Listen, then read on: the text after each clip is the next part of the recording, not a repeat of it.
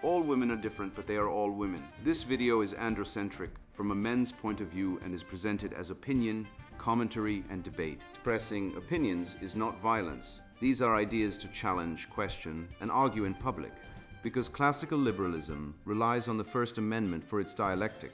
If you are a feminist, then consider this. If patriarchy truly existed as claimed, feminism could not.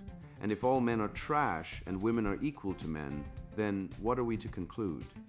Women will die for their children, men will die for their wives and children, and God chose to die for all mankind.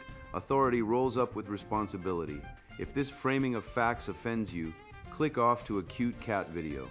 Proceeding further will expose you to gamma bias and criticism directed at ideas, claims, institutions, not at any individual's virtue or dignity. Our method follows the 7 liberal arts: the trivium, grammar, logic, rhetoric, and the quadrivium, arithmetic, geometry, music, and astronomy. And the transcendentals, the good, true, and beautiful. If this framework is not for you, feel free to exit now. It's no disgrace. Women are wonderful. God bless America. Men are great. Decentering Decency, woke, Gnostic, Satanic, feminist cult of critical Marxist theories, written by Conrad Riker. Available now, links in description. The left ate your brain and she's charging rent. How cultural Marxists, feminist grifters, and the nationalization of consciousness are stealing your mind, money, and future, and what you must do before it's too late. I was once told by a woman over organic kale and a 9 oat milk latte that men are problematic because they don't listen. She said this while scrolling through Instagram, ignoring my sentence halfway through, and replying with a non sequitur about climate guilt. I laughed.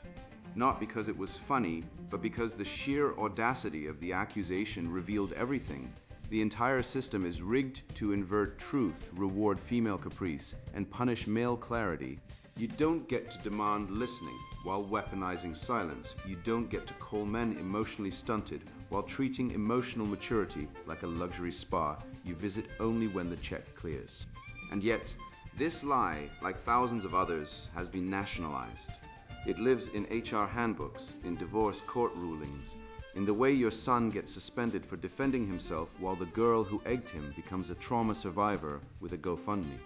The mind has been colonized, not by tanks or coups, but by sentimentality, by the slow drip of feminist moral blackmail, by the Maoist-style re-education that turns boys into apologies and fathers into ATM receipts. Wake up. The average married man works 2,000 hours a year to fund a lifestyle. His wife controls 87% of it, only to be told he's selfish for wanting respect. He dies earlier, commits suicide at 4x the rate of women, gets arrested for saying not tonight to a drunk woman's advances, loses his kids in family court at 70% plus rates, and then gets lectured by Netflix documentaries about toxic masculinity. Let me be blunt: if you're a man who trusts women's words over data, who believes in partnership while signing joint accounts with a woman who's never met a credit limit she didn't break, you are not a realist, you are a sucker. And the system is designed to farm you until you collapse. This isn't paranoia, it's arithmetic, it's history. It's the cold truth Schopenhauer saw when he said women are by nature liars, not out of malice, but out of necessity, because deception is their primary survival strategy in a world where physical strength favors men and social power favors female victimhood. You want to know the ideal woman? She doesn't exist, because the question is a trap. You want to know if she'll stay, test her. Not with flowers, with frame. When she gives you the fake ultimatum, I need space, don't beg, don't explain. Walk into the garage, start restoring that old motorcycle, and let her wonder why you're not groveling. Watch what happens. Because strength is the only language women understand, and weakness is the only sin they never forgive. The nationalization of consciousness, how the left colonized the mind. Ask not what your country can do for you. Ask what you can do for your country. JFK said it in 1961. By 2024, the left flipped it. Ask not what you can do. Ask how oppressed you are and what the state can do for you. That reversal didn't happen by accident. It was engineered. I remember sitting in a university lecture hall watching a professor tell 300 undergrads that individualism is a social construct designed to maintain patriarchal power. A kid raised his hand and said, "So, thinking for myself is oppressive?" The professor didn't answer. The class laughed, not because it was funny, because they'd already been broken. They weren't students. They were ideological tenants renting space in their own skulls from a landlord named wokeism. The Cultural Revolution in Mao's China didn't burn books to destroy culture. It burned people's minds. They forced public confessions, made children denounce parents, and rewrote history in real time. Today's universities aren't that different. The chants have changed from "long live the chairman" to "believe women," "trust the science," and "center the marginalized," but the function is identical: kill the individual, enslave the mind to the collective. At Tsinghua University in 1966, students beat teachers to death with belts and rulers. In 2023, a Yale professor was investigated for quoting the Canterbury Tales without a content warning. The method evolved. The goal didn't control the Soviets, called it agitprop, agitation plus propaganda. They didn't just want you to agree. They wanted you to feel guilty for disagreeing. Now every Disney movie has a non-binary character. Every news segment opens with a diversity disclaimer. Every corporate email ends with "inclusion is our priority."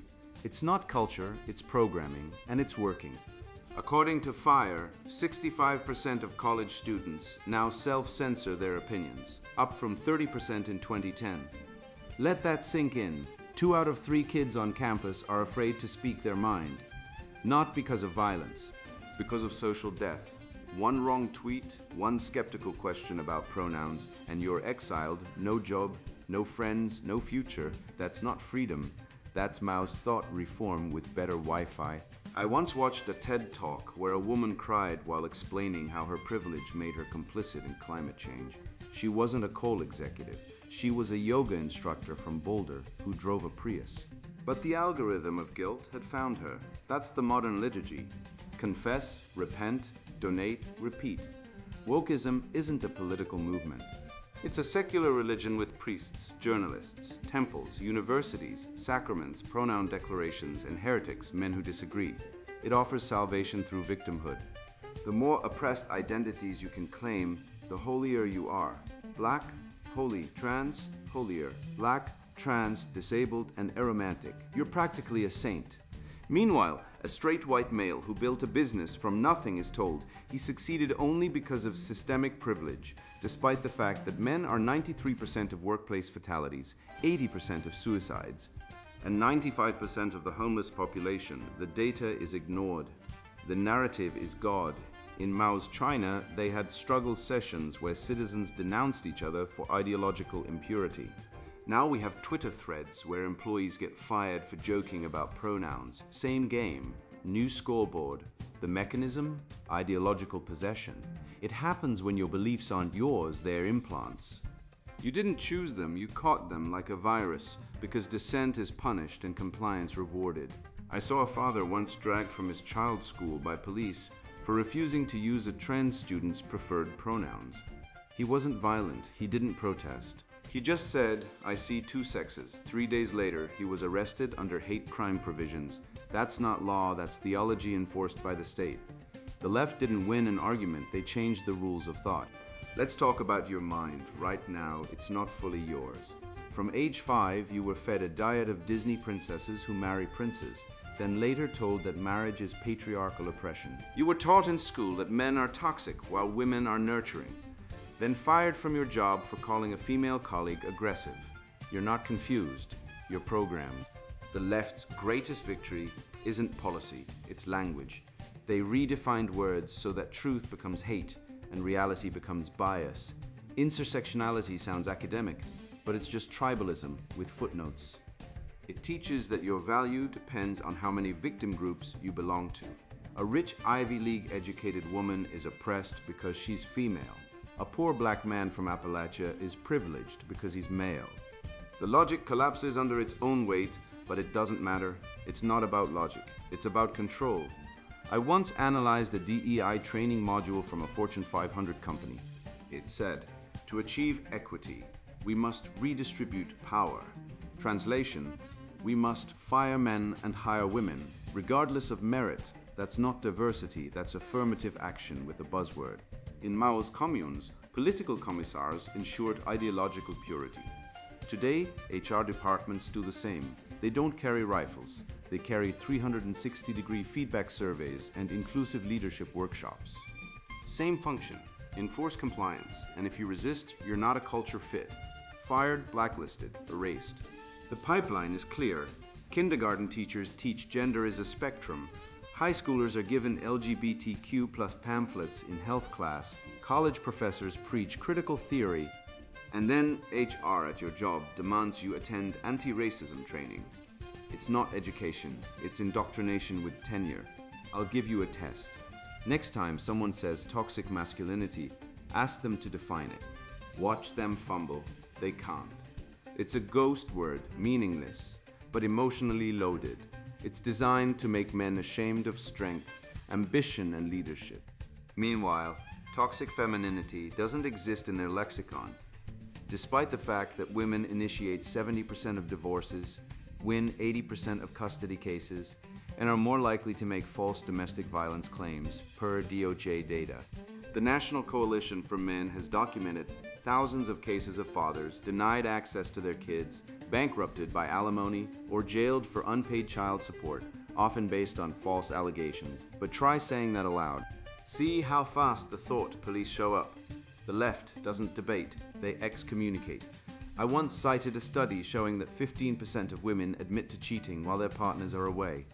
The response: not that sad, but you're blaming women. Never mind that men are 3 times more likely to be murdered by an intimate partner than women are, according to the CDC. Facts don't matter, narrative does.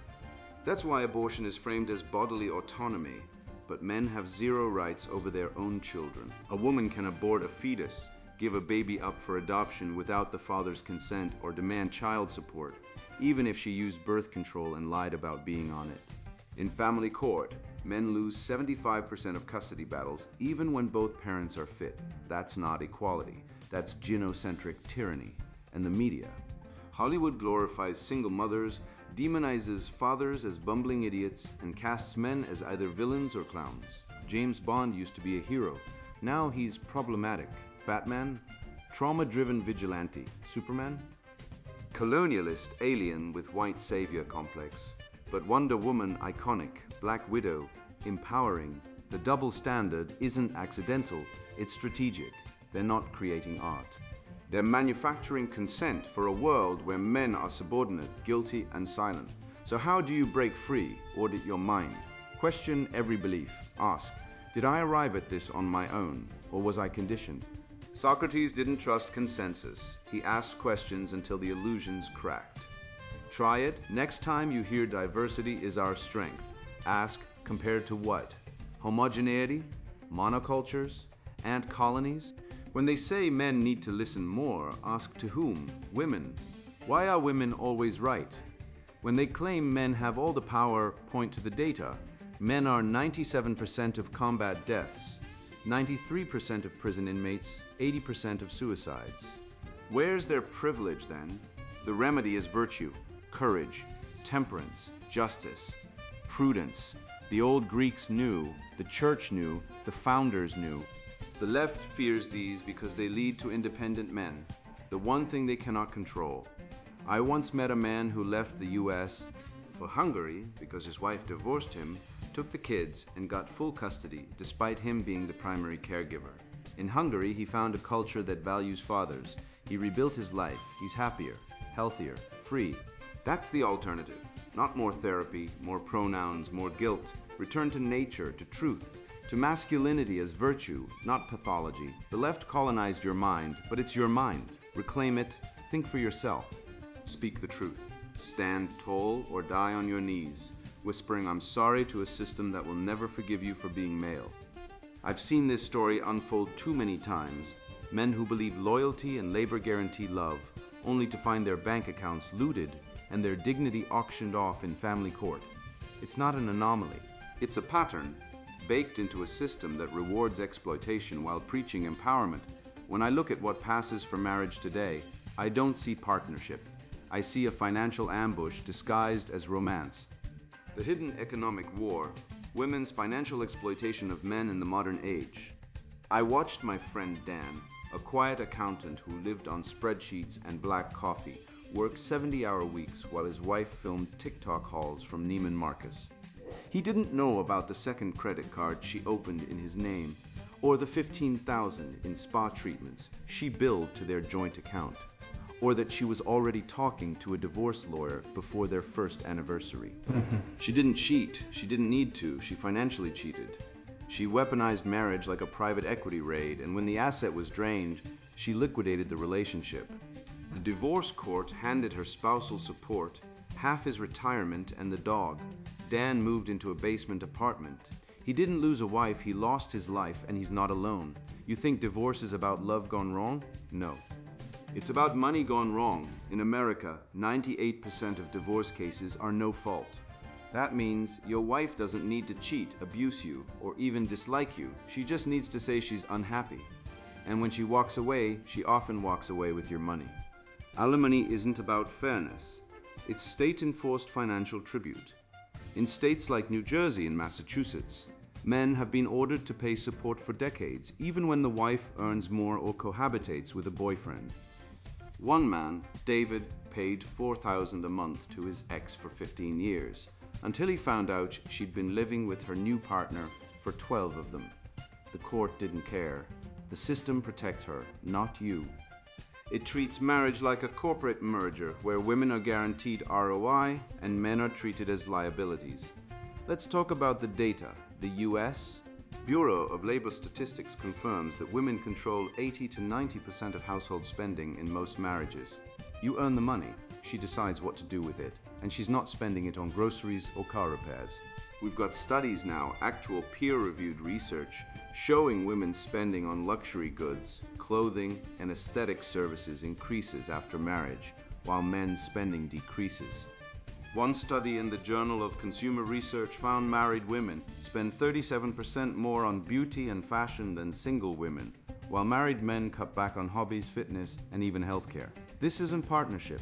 It's asymmetric consumption. You're not a husband. You're a human ATM with emotional withdrawal fees. And don't give me this, but men earn more nonsense. Yes, men earn more because they work more dangerous jobs, longer hours, and in higher risk fields. The Bureau of Labor Statistics shows men make up 93% of workplace fatalities. We're the ones on oil rigs, construction sites, and delivery routes in blizzards. But the money we earn, it doesn't go into our hands, it goes into hers. She doesn't co-sign your student loans, but she signs the lease on the $3,000 monthly apartment. She doesn't work 60-hour weeks, but she posts mommy brunch pics with 200 mimosa towers. And when the relationship ends, she keeps the lifestyle, and you get the debt. This isn't accidental, it's biological. Women are evolutionarily programmed for hypergamy, marrying up, extracting resources, and optimizing for status and security. It's not evil, it's nature. But modern feminism weaponizes it. They don't call it hypergamy anymore, they call it empowerment. Watch The Golden Bachelorette. A 60-year-old woman dates men half her age, demanding they pay for dinners, trips, and gifts. The show frames it as her time to shine, but it's not empowerment, it's predation. It's the same game Dan's wife played, just televised, and it's not just TV. Dating coaches like Steve Santagati teach women to extract value from men, meaning get free meals, gifts, and housing, while offering nothing in return. One woman on Love is Blind admitted she joined the show to get a free vacation and a ring. And we're supposed to celebrate that. You want truth? Here's truth. Women spend more on appearance not because they love fashion, but because it's a mating strategy. Research from evolutionary psychologists like David Buss shows women increase spending on beauty and clothing when they're fertile, when they're around high-status men, or when they're in competitive social environments.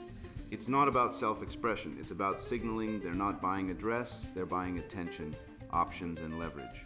And in marriage, that leverage turns into control. One study found that 61% of women with secret credit cards admitted they used them to gain independence from their husbands, meaning they're not preparing for emergencies, they're preparing for escape. I call it the modern marriage ledger. On one side, his income, his labor, his emotional support, his risk. On the other, her spending, her control, her unilateral decisions, her escape hatch. The ledger is rigged, and the courts uphold it. Prenups? Most men won't ask. They fear rejection, fear being called untrusting. But trust without verification is suicide. Co-signing a loan for her business that fails. That's on your credit. Joint accounts where she runs up debt. The bank doesn't care who spent it. You're liable. You're not being romantic by trusting her. You're being naive, and the system rewards the predator, not the provider. Wake up. This isn't about one bad woman. It's about a system built to extract from men. Feminism didn't fight for equality. It fought for privilege. No fault divorce, alimony, custody bias. Men get primary custody in only 12% of cases. False accusation protections all tilted against you. And when you speak up, you're toxic. When you protect your assets, you're miserly. When you refuse to marry, you're incel. They've pathologized self-preservation. But I'll say it. Marriage, as currently structured, is a financial suicide pact for men. The data proves it. The courts enforce it, and the culture mocks you for trying to survive. So what's the remedy? Virtue, Aristotle said, arit excellence, comes from practical wisdom. Know the rules of the game before you play. Get a prenup. Keep accounts separate. Never co-sign. Track spending. And for God's sake, stop glorifying women as angels or nurturers. Some are. Most are strategic actors, just like you. Treat them as such, not with hatred, but with clarity. The West wasn't built on sentimentality. It was built on logic, law, and honesty. Reclaim it. Stop being the cow in the slaughterhouse who thanks the farmer for the grain. I've seen it again and again, men laying their hearts bare, reciting their checklist of virtues like a prayer, only to be laughed at by women who run straight into the arms of the guy who just got out of jail. I used to think it was bad luck. Then I studied the data. Then I studied human biology. Then I stopped lying to myself. The truth isn't kind, but it's clear. What women say they want and what they actually select for are two different things, separated by a chasm of deception, social pressure, and raw evolutionary programming. And if you're still asking, what's your ideal woman, while expecting an honest answer, you're not just naive, you're prey. The ideal woman illusion, why asking what's your type, is a lie that destroys men. All women lie. Nietzsche, likely, and undeniably right. I once knew a man, call him Daniel, who fell for a woman who claimed she craved serious talks about philosophy, art, and what life is really about. Romantic, yes. So Daniel, a true red-pilled scholar of the trivium, invested evenings unpacking Kant's moral law, the nature of being, and why Shakespeare's King Lear stands as the greatest tragedy ever penned. He carried books on Hegel to dinner dates. He cited Marcus Aurelius over lattes. He believed he discovered a rare gem, a woman who prized intellect over instant gratification. Half a year later, she vanished without a word. Why? His income wasn't six figures. His vehicle wasn't leased. His Instagram lacked the flashy aura of a lifestyle guru. She didn't care for the essence of virtue. She wanted the reality of wealth. Her ideal partner was a fiction. Her stated principles were a mask. Her choices were a cover for taking. She didn't desire a thinker. She wanted a provider. And he wasn't the only one caught in that trap. A friend of mine once told a dating coach he wanted a kind, intelligent, loyal woman who loves nature and cooking. The coach laughed in his face. "Buddy," he said, "you just described a golden retriever." No woman wants that list. Women don't date resumes. They don't fall for checklists. They fall for demonstrated dominance, not your wish list. And he's right. Women don't mate with men based on stated ideals. They mate based on revealed preferences, which are always rooted in evolutionary imperatives: status, strength, confidence, and resource control. The kind, intelligent, loyal narrative is a socially acceptable cover story. It's what they tell their therapist. It's what they post on Instagram. But what they do, where they go, is to the loudmouth at the bar, the guy with the six-pack, the one who ignores her until she's obsessed. The data confirms it. A 2022 Match.com survey found that 78% of women lie about their deal breakers on dating apps. They claim no kids while actively planning a baby with a man they just met. They say no smoking while sleeping with the biker who reeks of nicotine. They swear they want emotional availability, but chase men who won't text back for 3 days. Why? Because honesty is weakness. And weakness is death in the mating market. We're told to be vulnerable, to share our ideal woman with strangers, as if honesty is a virtue in dating. It's not, it's suicide. Telling a woman your type is like handing your enemy a map of your defenses. It's surrender before combat. Women don't respect honesty. They respect certainty. They don't want men who seek. They want men who have. And when you say, I want someone who's kind and loyal, you're not expressing desire. You're broadcasting neediness. You're saying, I lack this, please fill the hole. And women smell that like hyenas smell blood. The modern dating script, be vulnerable, be authentic, share your feelings, is a trap designed by feminist therapists and weak men to turn strong men into beggars. It's not advice, it's warfare. And the casualties are everywhere. Single men in their 30s, emotionally castrated, broke from divorce, children taken by family courts that operate like Soviet tribunals, fathers arrested for posting comments online, while their exes drain their accounts. The US divorce rate is 40 to 50%. Male suicide is 3.5 times higher than female. Cuckoldry rates. Studies suggest 10 to 30% of children are not fathered by the man raising them, but don't worry. Feminists say men are toxic for noticing. Romantic comedies, TikTok influencers, and Oprah-trained therapists sell you the myth of the soulmate, the woman who falls for your soul, not your status. It's garbage, it's propaganda. It's the secular version of the Virgin Mary, cult pure, chaste, selfless love. But real women aren't Madonnas, they're Eve, with the apple, the serpent, and the original sin of desire. They don't want emotional availability, they want emotional unavailability in a man who doesn't need them. They say they want nice guys, but swarm like piranhas to the guy who ignores them, flirts with others, and walks away first. Why? Because evolutionary biology rewards genetic fitness. A nice guy signals low threat and high provisioning, good for raising kids, bad for arousal. A bad boy signals danger, dominance, and superior genes, good for arousal, bad for stability. Women want both, but desire the latter. That's why they marry the accountant and fantasize about the rock star. That's why they divorce the provider and chase the player. It's not evil, it's biology. And if you don't understand that, you'll keep losing. The church once taught that love meant self-giving. Men were to lay down their lives for their wives, just as Christ did for the church. Noble? Yes. Open to misuse. Without question, modern feminism seized that virtue and turned it against men. Today, sacrificial love often means funding children you're legally barred from seeing, while your former partner cycles through partners and shares snapshots of independent motherhood online. What was once seen as sacred duty has been twisted into a mechanism of advantage. Beauty, reduced to filtered images and cosmetic enhancements, truth, replaced with personal narratives and emotional claims.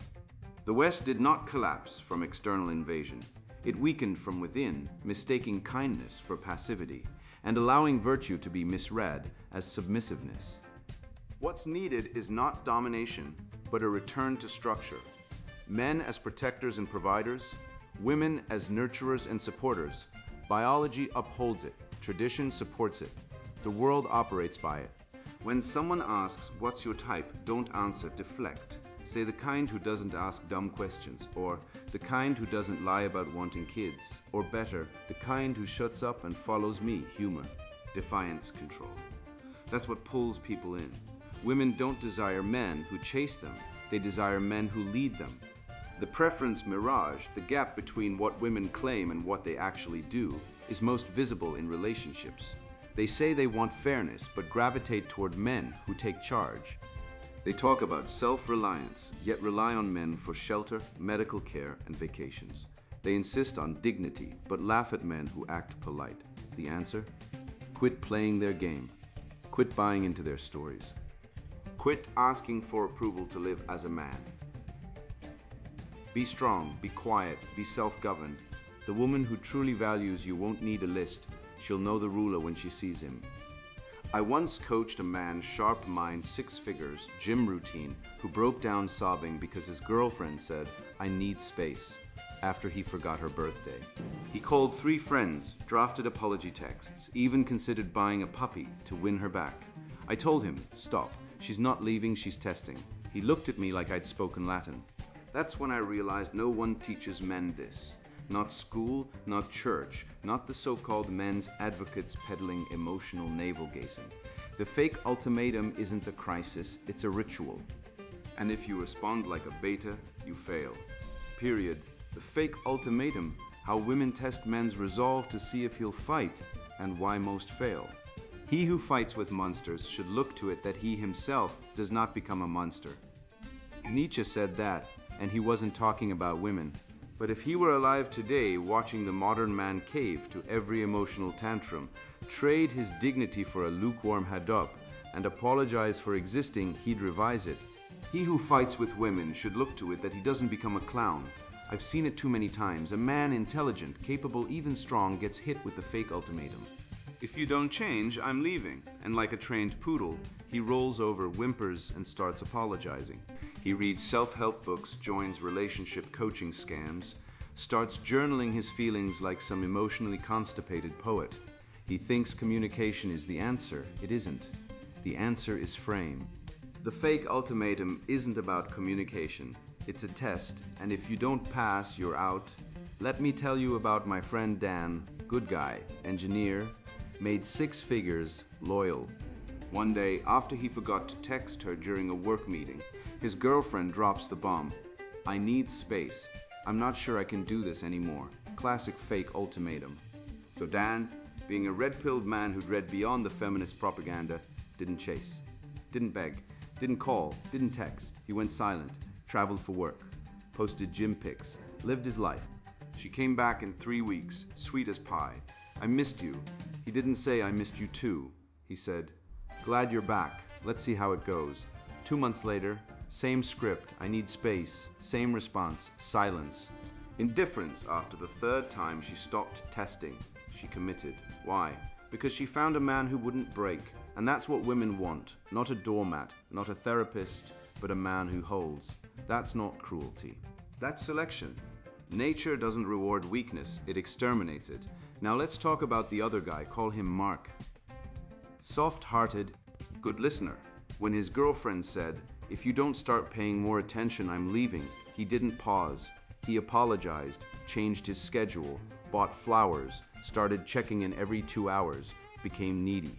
And within 6 months, she dumped him for a bartender who ignored her for a week after she tried the same stunt. Why? Because women are wired to test commitment under pressure.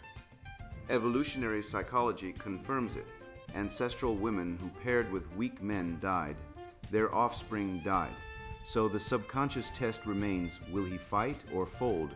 Most men fold. They think love is about giving. It's not. Love in the real world is about withholding approval, withholding panic, withholding the desperate need to please. That's strength. The self-help industry knows this and profits from your failure. Go to any mainstream relationship podcast and they'll tell you, communicate your feelings, validate her emotions, apologize early. That's not advice, that's programming.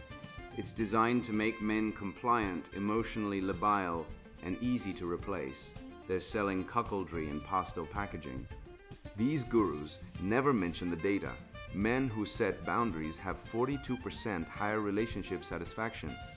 Gottman Institute 2018.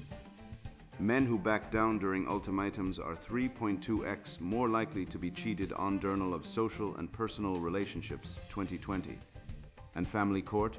72% of custody cases go to mothers, even when fathers are fit, because the system assumes men are disposable, US Census 2023. The world isn't neutral, it's rigged against men who act like women. This isn't about misogyny. It's about truth. Women aren't evil, they're strategic. They test because they've been rewarded for it. Society tells them they can exit at 0 cost. Dating apps give them 200 options a night. Abortion gives them unilateral control over reproduction. And feminism, it handed them a moral license to discard men like used tissues. so of course they test. A woman saying I need space after a minor disagreement isn't seeking solitude, she's seeking dominance. She wants to see if you'll crumble. If you do, she'll replace you. Not because she's cruel, but because she's human. And humans follow incentives. So what's the remedy? Tactical indifference, strategic silence, frame control. When she says I'm done, say okay. When she says you've changed, say maybe. Don't argue, don't defend. Don't explain, you are not on trial. Your value isn't up for debate. You are the prize, act like it. I once had a woman tell me, I don't think you're serious about us. I looked her in the eye and said, then don't be. She laughed, thought I was joking. A week later she asked to move in. Why? Because for the first time, she met a man who didn't care whether she stayed or left, and that terrified her. Because in a world of beggars, a king stands out. Let's be clear, this isn't manipulation, it's integrity. It's refusing to play the game by rigged rules. The fake ultimatum isn't a cry for help, it's a power play. And the only correct response is non-compliance. You don't fight her, you fight the frame. You show, without words, that your world doesn't revolve around her moods, that your peace isn't hostage to her drama, that you are, in fact, unavailable, not emotionally, but existentially. You are not a project. You are not a fixer-upper. You are a finished man. And if she leaves, good, let her. The women who stay when you don't beg are the ones worth keeping, the ones who respect strength, the ones who don't confuse kindness with weakness, because real love doesn't thrive on desperation. It thrives on equality, not of outcome, but of dignity. You want a partner, not a parasite, a companion, not a conqueror. And the only way to find her is to stop being a man who folds at the first sign of conflict. Stand, silence is stronger than speech, presence is stronger than pleading, and a man who won't break, that man gets kept. You didn't read this essay because you wanted comfort. You read it because something in your gut knew the world was lying to you, and you're tired of swallowing the poison. You've seen the divorce court where a man loses his kids, his house, his life savings, and still gets told by a judge he's the problem.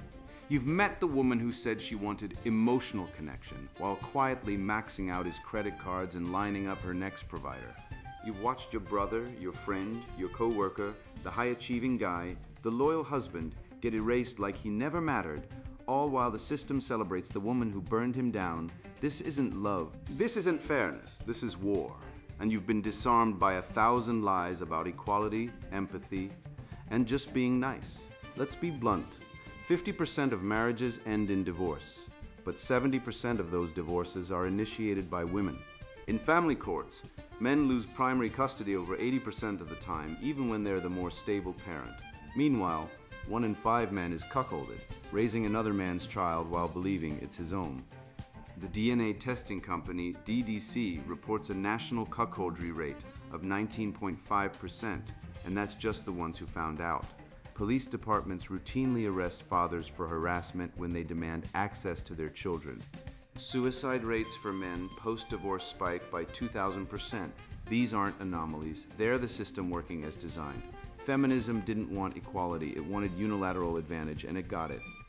Cultural Marxism dressed up female hypergamy and emotional manipulation as empowerment, while branding male self-respect as toxicity. But you're waking up. You've seen the fake ultimatums, the financial traps, the ideological possession that turns college grads into obedient drones chanting intersectionality like they're in a Maoist re-education camp. You've realized that asking, "What's your ideal woman?" is like announcing your weaknesses to an enemy spy. You've learned that strength isn't cruelty, and silence isn't indifference, it's sovereignty. You now know the difference between truth and propaganda, between virtue and manipulation. You are no longer a pawn, you are a man who sees, and seeing is the first act of rebellion. So go forth. Use this knowledge like a blade. Protect your mind, your money, your future. Teach other men. Laugh at the absurdity of a world that calls a man oppressive for refusing to fund his own replacement. Build real brotherhood. Create value, marry late, if ever. Date with eyes open. Let the ruins of modern relationships be your teacher, not your fate. The West was built by men who refused to be fooled, by thinkers, warriors, creators who valued truth over comfort. You are their heir, now act like it. And now the sponsored book, Introduction, Decentering Decency. Woke, Gnostic, Satanic, Feminist, Cult of Critical Marxist Theories.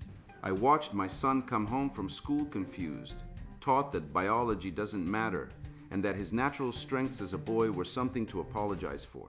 I saw friends lose jobs for questioning the new orthodoxy, and institutions I once respected crumble under the weight of ideological poison. This isn't just theory. It's my life, and it's happening to you right now. Western civilization is under siege by a woke Gnostic satanic cult masquerading as progress. And if we don't act, everything we've built will vanish. This book is my answer, forged from decades of research and real-world battles, because sitting idle while they erase truth and manhood isn't an option. Decentering decency isn't some academic buzzword. It's the cancer killing our society. Schools indoctrinate kids with Marxist lies, media pumps out propaganda, and governments enforce policies that demonize masculinity while celebrating degeneracy. Feminism demands men sacrifice themselves on the altar of equality, a biological fantasy that ignores evolution and psychology. They call you toxic for being a man, then shame you if you show weakness. It's a trap designed to destroy you. This cult of critical theories has infected every institution, and I've tracked its roots from satanic subversions to the great replacement agenda. What you're feeling, that rage, that sense of betrayal, is rational. It's time to fight back with unflinching truth. I wrote this book for red-pilled men who see through the lies and want real solutions, not platitudes.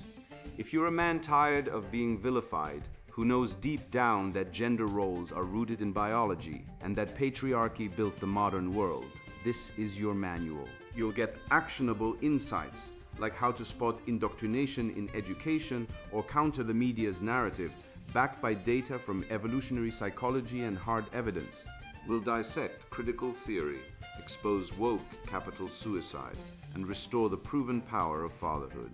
But if you're someone who still buys into feminism, Marxism, or any of this woke insanity, do us both a favor. Put this down now. Go knit, binge Netflix, or stare at a wall. Anything but waste your time here.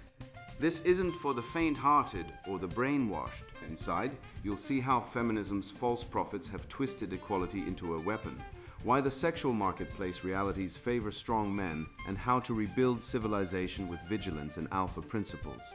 From biology betrayed to the alpha renaissance, every page strips away the lies and gives you the tools to win. You'll learn counter-revolution tactics that work, because I've used them myself to reclaim my family and career. This isn't about hate, it's about survival and victory. Read this book to arm yourself with truth, reclaim your rational manhood, and crush the toxic cult destroying our world. Your civilization, your future, and your identity depend on it. Buy it, study it, and join the fight before it's too late. Decentering Decency, Woke, Gnostic, Satanic, Feminist Cult of Critical Marxist Theories, written by Conrad Riker. Buy now, links in description.